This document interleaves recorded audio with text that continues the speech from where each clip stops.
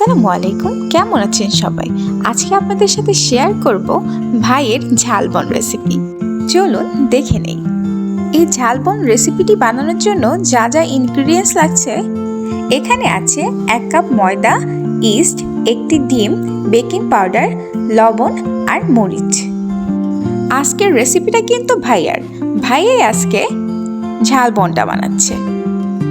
প্রথমে একটি বলে 1 কাপ ময়দা দিয়ে দিচ্ছি, এরপর দিয়ে দিব 1 চামচের মতো লবণ, এরপর দিয়ে দিব একটি ডিম,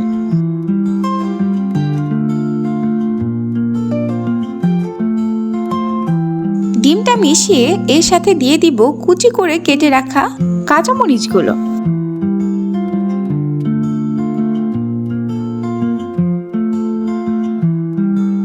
এরপর এর সাথে দিয়ে দিব 2 চামচ ইস্ট। এরপর একটু একটু করে পানি দিয়ে ডোটাকে ভালো মতন মথে নিব। এখানে কিন্তু একবারে সব পানি দিয়ে দেওয়া যাবে না, একটু একটু করে পানি নেব আর অল্প অল্প করে মথে নিব।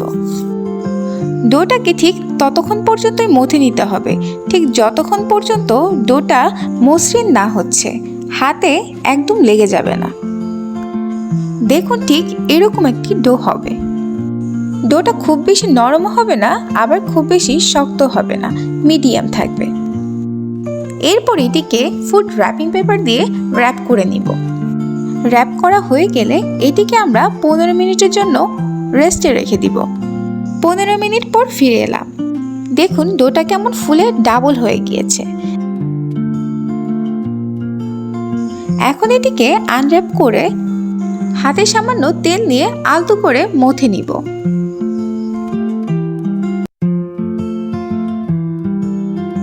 আবার একটু তেল দিয়ে মসৃণ করে নিচ্ছি। এরপর ডো থেকে একটু একটু করে লেচি কেটে নিব। এরপর লেচিটিকে বেলন দিয়ে ঘুরিয়ে ঘুরিয়ে রাউন্ড শেপ করে নিব। এভাবে আমি একই প্রসেসে সবগুলো লেচিকে রাউন্ড শেপ করে নিয়েছি। এখন এটি ভাজার পালা, চলুন ভেজে নেই। এদিকে আমি একটি কড়াইয়ে তেল গরম করে নিয়েছি। এখন একটা একটা করে বন ভেজে নিব। অবশ্যই এটিকে ডুবো তেলে ভাজতে হবে। উল্টে পাল্টে এটিকে আমি লাইট ব্রাউন করে ভেজে নিব। চুলার আঁচটা মিডিয়াম রেখেই এই প্রসেসটা করতে হবে। চুলার আঁচ বাড়িয়ে দিলে বনটি ভাজা হবে না, ভেতরে কাঁচা থেকে যাবে। ঠিক এভাবেই আমি সবগুলো বন ভেজে নিয়েছি। ভালো মতন তেল ঝরিয়ে এটি আমি সার্ভিং বলে তুলে নিয়েছি। দেখুন কি সুন্দর তৈরি হয়ে গেল ভাইয়ার মজাদার ঝালবন।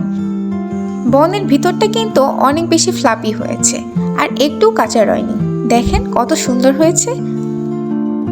এই ঝালবনটি কিন্তু আপনারা বিকেলে স্ন্যাক্স বা সকালে ব্রেকফাস্টের সাথেও খেতে পারেন। আপনারা খুব সহজে আর ঝটপট তৈরি করে ফেলুন এই ঝালবনটি। সবাই ভালো থাকবেন, সুস্থ থাকবেন। আমার চ্যানেলটি লাইক, শেয়ার অ্যান্ড সাবস্ক্রাইব করে আমার পাশেই থাকবেন। আল্লাহ হাফেজ।